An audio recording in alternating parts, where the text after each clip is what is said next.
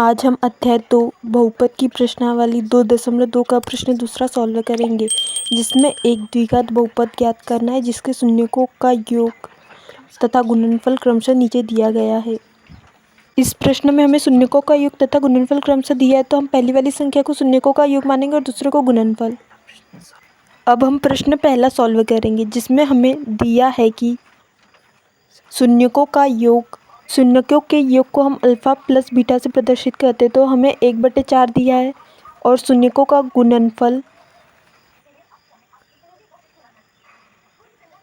Alpha into beta बराबर -1 दिया है। तो सबसे पहले हम द्विघात बहुपद का व्यापक रूप लिखेंगे। तो द्विघात बहुपद का व्यापक रूप x² minus alpha plus beta into x plus alpha into beta.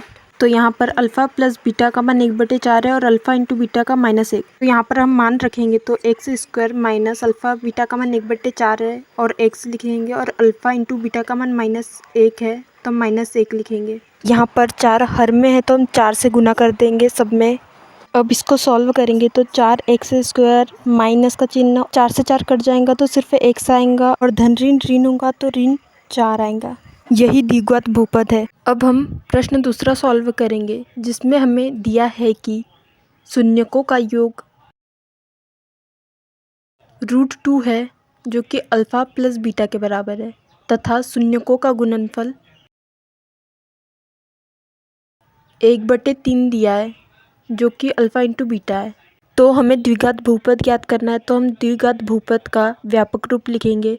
तो वो है x² minus alpha plus beta into x plus alpha into beta. तो यहाँ पे अल्फ़ा प्लस बीटा का मान √2 दिया और अल्फ़ा इंटू बीटा का 1/3। अब हम मान लिखेंगे, तो x² minus alpha plus beta का मान √2 है, तो √2 प्लस अल्फ़ा इंटू बीटा का 1/3। यहाँ पर 3 हर में है तो हम उसको समीकरण को संतुलित करने के लिए 3 से गुना कर देंगे। अब हम सॉल्व करेंगे, तो 3x² माइनस 3√2x प्लस इनसे 3 कट जाएगा तो 1 बचेगा, तो 1। यही द्विघात बहुपद है। अब हम प्रश्न तीसरा सॉल्व करेंगे, जहाँ हमें दिया है कि शून्यकों का योग अल्फ़ा प्लस बीटा बराबर 0 है, तथा शून्यकों का गुणनफल अल्फ़ा इंटू बीटा बराबर √5 है। तो हमने माना कि द्विघात बहुपद का व्यापक रूप x² minus alpha plus beta into x plus alpha into beta है। तो हम अल्फ़ा प्लस बीटा का मान लिख लेंगे, तो 0 है, और अल्फ़ा इंटू बीटा का मान √5 है। अब हम इसे सॉल्व करेंगे, तो x² माइनस शून्य का गुना x से करेंगे तो 0 आएगा, तो √5 आएंगे। यही द्विघात बहुपद है। अब हम प्रश्न चौथा सॉल्व करेंगे, जिसमें हमें दिया है कि शून्यकों का योग अल्फ़ा प्लस बीटा बराबर 1 है, तथा शून्यकों का गुणनफल अल्फ़ा इंटू बीटा बराबर 1 है। तो हमने माना कि द्विघात बहुपद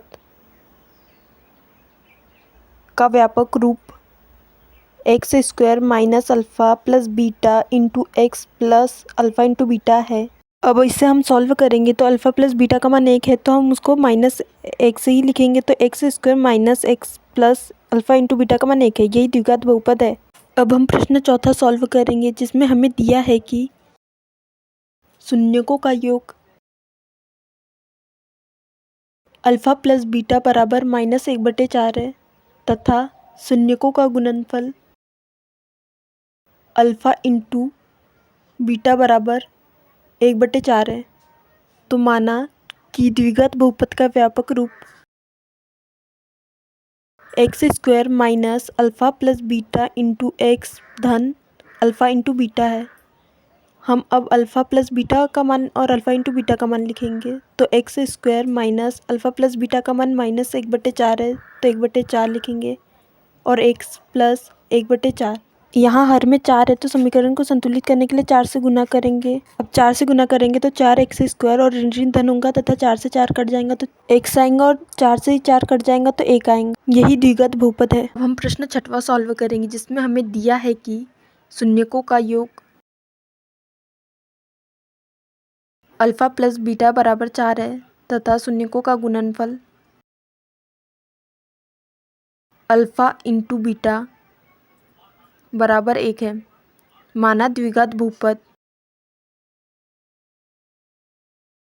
का व्यापक रूप x square minus alpha plus beta into x plus alpha into beta है। अब हम अल्फ़ा प्लस बीटा और अल्फ़ा इंटू बीटा का मान लिखेंगे तो x square minus alpha plus beta का मान 4 है तो 4x धन 1 यही द्विघात बहुपद है।